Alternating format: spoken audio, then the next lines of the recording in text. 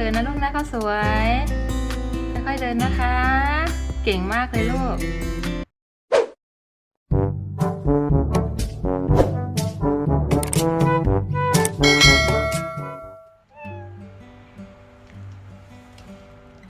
สวัสดีครับลุงเมามาแล้วครับ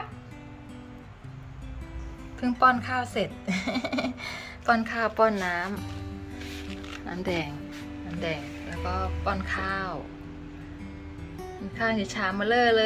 ยแม่ตัดขนให้นะคะเพราะขนเขายาว ดูฝีมือการตัดผมของแม่ไปแล้วฝีมือการตัดผมของแม่มี FC ถามว่าข้าวเม่าขับถ่ายปกติไหมคะปกติเลยค่ะเขาอึออกมาแข็งเลยนะคะแข็งปกติเลยนะคะเขาไม่ถ่ายเหลวเขาอึแข็งปกติเลยคือกลิ่นอึของข้าวเม่าเนี่ยแม่เกียงจะรู้เลยว่าเป็นของข้าวเม่านะคะ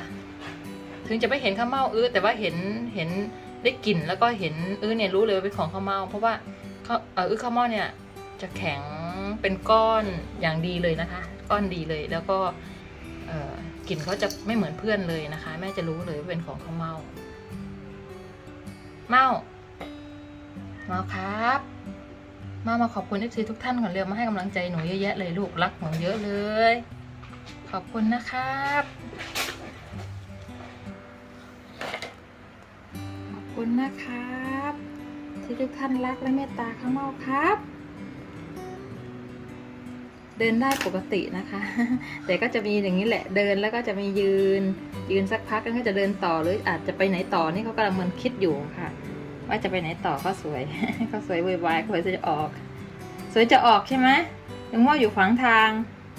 ทำไมลูกสวยจะออกนะคะลุงเม่าขวางทางเอาไปทางอื่นดีกว่าลูกไปกับใหม่เดินไป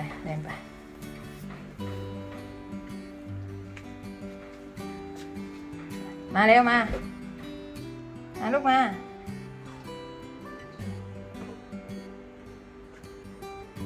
พาน้องมาสวยมาโอ้ย เมื่อไหร่จะถึงกันเนาะ จะถึงจุดหมายปลายทางกันไหมนะเมื่อไหร่จะถึงลูกเมื่อไหร่จะถึงโอ้ยลูกแม่ถึงเมื่อไหร่ก็ถึงวันนั้นแหละแม่จะถึงช้าถึงเร็วก็ถึงอยู่ดีนะแม่นะใช่ไหมลูกถึงช้าถึงเร็วก็ถึงอยู่ดีไปช้าใช่ไหมลูกค่อยๆเดินนะลูกนะข้าวสวยค่อยๆเดินนะคะเก่งมากเลยลูกเก่งมากๆเลยนะคะ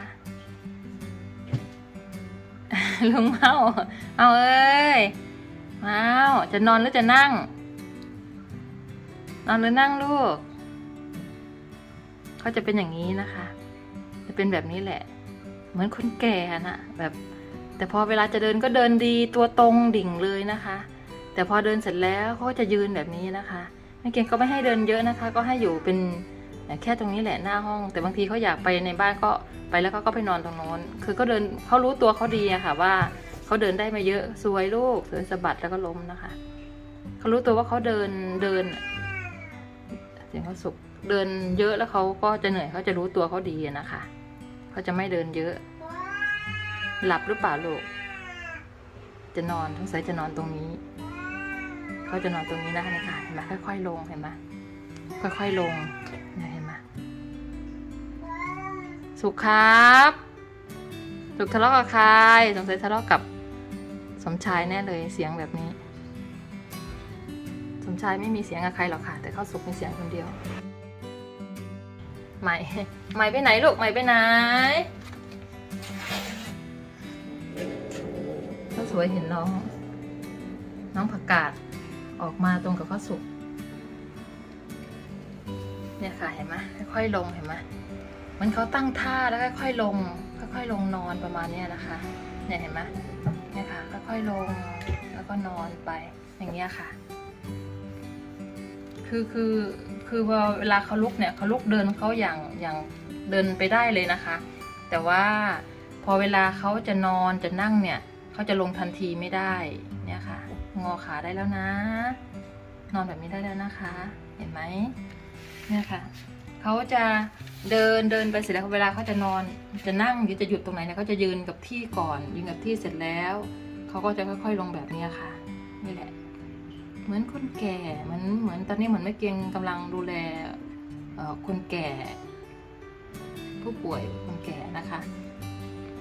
งั้นเลยแต่ก็ไม่เป็นไรอะนะคะแม่เกียงทำได้เพราะว่าเขาก็อายุเยอะแล้วเนาะเราก็ดูแลเขาให้ดีที่สุดในบั้นปลายชีวิตของเขาแหละ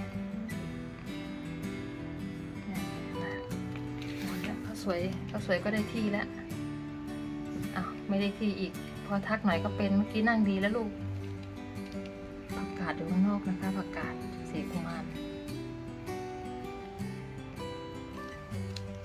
ข้าวตัง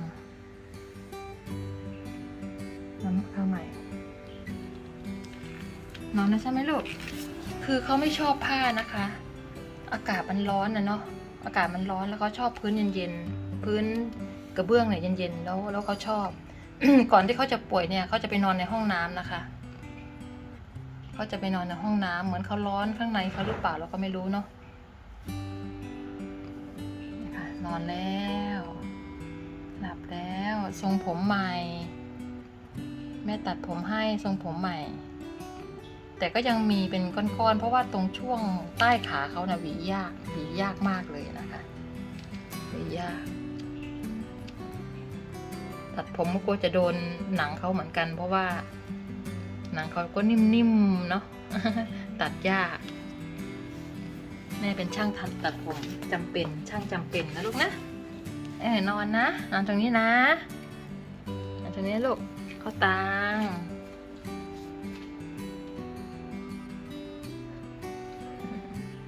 ใหม่มี FC ถามแม่มาว่าทำยังไงถึงไม่ให้บ้านมีกลิ่นนี่นะคะเนี่ยดูนี่กระบะทรายคือเช้ามาเนี่ย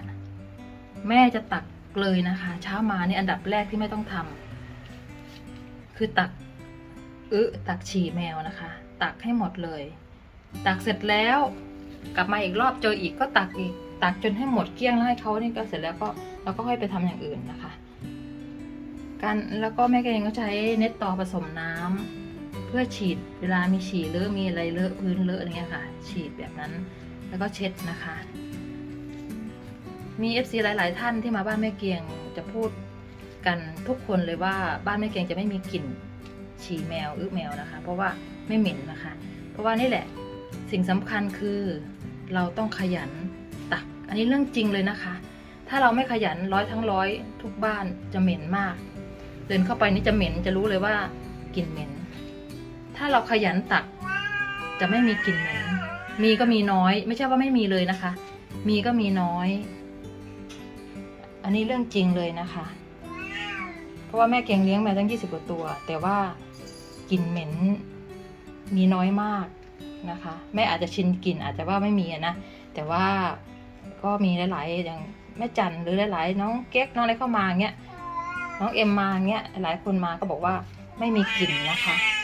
ที่บ้านแม่เกียงไม่มีกลิ่นทะเลาะกับใครได้ไปรู้ก็สุกกันอ๋อทะเลาะกับลุงปุ้นเหรอทะเลาะกับลุงปุ้นเหรอให้ทำน้องอีกโมโหน้องอีกลุงปุ้นเหรอลูกก็กันทำไม